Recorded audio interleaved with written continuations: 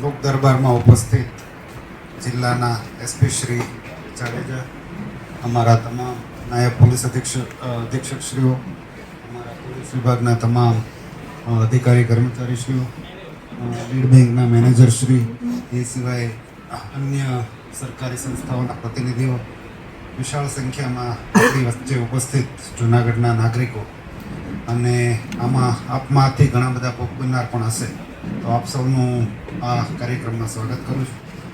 સૌ પ્રથમ ગઈકાલે રાત્રે જે જમ્મુ કાશ્મીરમાં ગંભીર બનાવ બન્યો, એ બનાવમાં જે આપણા ભાઈઓ અને બહેનોએ જીવ ગુમાવ્યો છે, એમના આત્માને ભગવાન શાંતિ આપે એ એક અપીલ સાથે હું મારું આ વક્તવ્ય શરૂ કરું છું.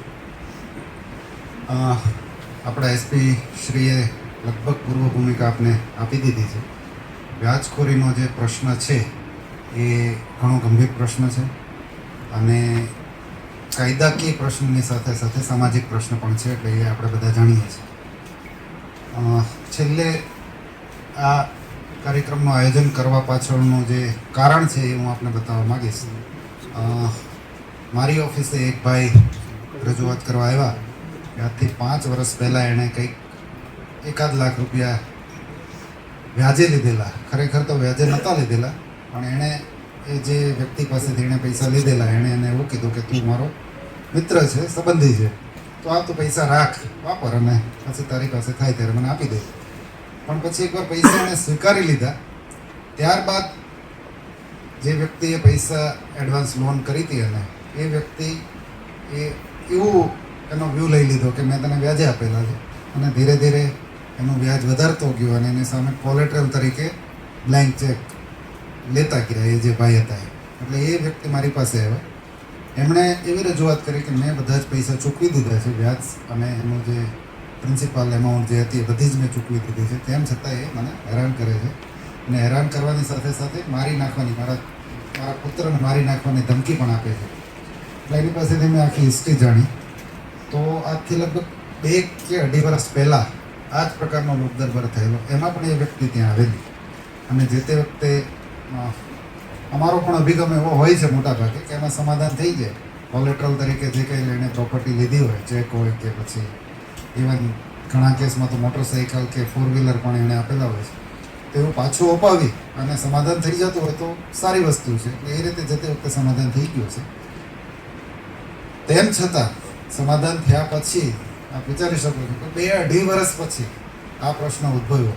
એટલે આ વસ્તુ એવી છે કે તમે જેટલું સહન કરશો તો એટલું તમારા ઉપર દબાણ વધતું જશે. એટલે આનો સારામાં સારો રસ્તો એટલો જ છે કે જે સ્ટેજે તમને એવું લાગે કે આ બર્ડન અનબેરેબલ છે, હવે તમારાથી સહન થાય એમ નથી, તો તાત્કાલિક તમારે કંઈક લીગલ રિકોર્સ લેવો જોઈએ. અને તમને એવું લાગતું હોય કે હજી અમારે કાયદાકીય સહાય નથી જોતી, તો એટલીસ્ટ મારી તમામને રિક્વેસ્ટ છે કે તમારે જે સમાજના આગેવાનો હોય એમનો પણ સંપર્ક તમારે તાત્કાલિક કરવો જોઈએ, તો એ તમને માર્ગદર્શન આપી શકે અને આપ જે કંઈ એકદમ એક્સ્ટ્રીમ સ્ટેપ સુસાઇડ સુધીનો જે કન્ટેમ્પલેટ કરતા હો તો એના પર બ્રેક આવી જાય અને આપણે એક જિંદગી બચાવી શકીએ.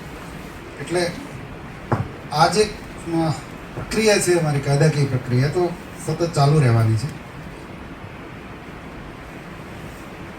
જે બનાવ મારા ધ્યાનમાં આવ્યો એટલે એના પછી મને ગંભીરતા ઘણી બધી વધારે સમજાય. એટલે આ પ્રક્રિયા અમે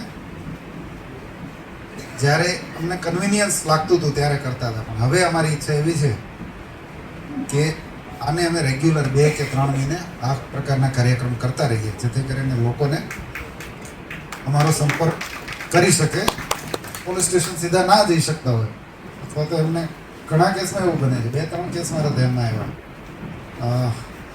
બાજુનો જિલ્લો છે ગીર સોમનાથ, ત્યાં પણ કે પૈસા લેનાર પણ બધા બદમાશ નથી હોતા, ખાનદાન લોકો હોય છે. એટલે એ માણસ એટલી હદે ગભરામણમાં હતો કે મેં પૈસા લીધા છે તો મારે પાછા આપવા જ છે.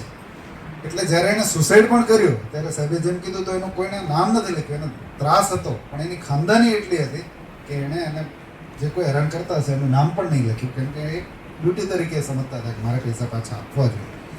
એટલે આમાં હું એ પણ નથી કહેતો કે કાયદાકીય પ્રક્રિયાથી આપણે બધું સમાધાન લાવી શકશું, એનાથી પણ વધારે સામાજિક પ્રક્રિયાથી પણ આપણે સમાધાન લાવવાનો પ્રયત્ન અમે કરશું. આ પ્રક્રિયાના બે પાસા છે કે એકવાર પાણી તમારા હેડ ઉપરથી જતું રહે તો પછી કાયદાકીય પ્રક્રિયાનો આપણે ઉપયોગ કરવો જ જોઈએ, એમાં કોઈ ડાઉટ નથી, કાયદો એના માટે જ બનાવેલો છે.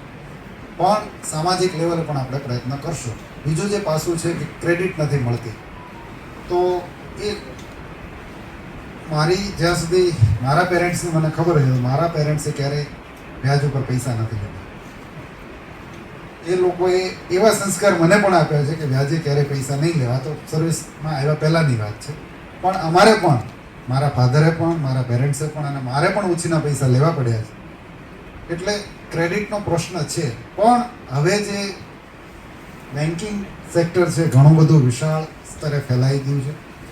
સાથે સાથે હવે ક્રેડિટ કોઓપરેટિવ સોસાયટીઝ જે સેવાના ભાવ સાથે છે, એક મને નામ યાદ છે, કેશવ ક્રેડિટ. તો આ સેવા માટે એ લોકો ક્રેડિટ સોસાયટી ઊભી કરી. તો એમનો પહેલાં તમે સંપર્ક કરો જ્યારે પણ તમને ક્રેડિટની જરૂર હોય. તો મારી આ ખરેખર રિક્વેસ્ટ છે કે હવે ક્રેડિટનો પ્રશ્ન એટલો બધો નથી, સિવાય કે તમારે અમુક એવા કામ માટે ક્રેડિટ જોતી હોય છે. મારો બિઝનેસ છે એટલે મેં ક્રેડિટ ઉપર પૈસા લીધા અને હું પછી શેર બજારમાં એક્સપેક્ટ કરું, સ્પેક્યુલેશન માટે તમે પૈસા જો લેશો માર્કેટમાંથી તો અમને પણ ખબર પડી જવાની.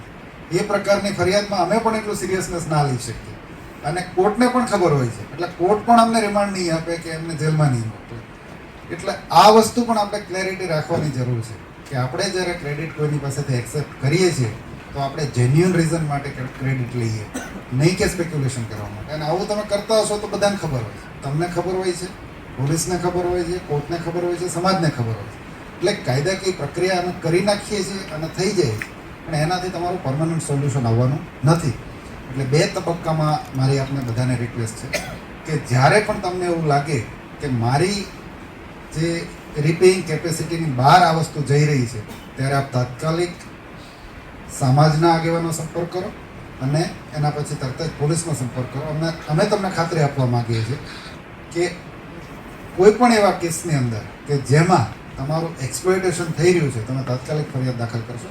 છેલ્લે આપણે જે લોક દરબાર કર્યો એમાં આપણે ઘણી બધી ફરિયાદો દાખલ કરી અને એમાં એક અમે સારી પ્રક્રિયા અપનાવી છે કે તાત્કાલિક અમે જે કંઈ કોલેટરલ તમે આપ્યું હોય તો એ પણ અમે ફ્રીઝ કરાવી દઈએ છીએ. આજે પણ આપણે એ પ્રક્રિયા કરશું તો વધુમાં વધુ લોકો આપને જે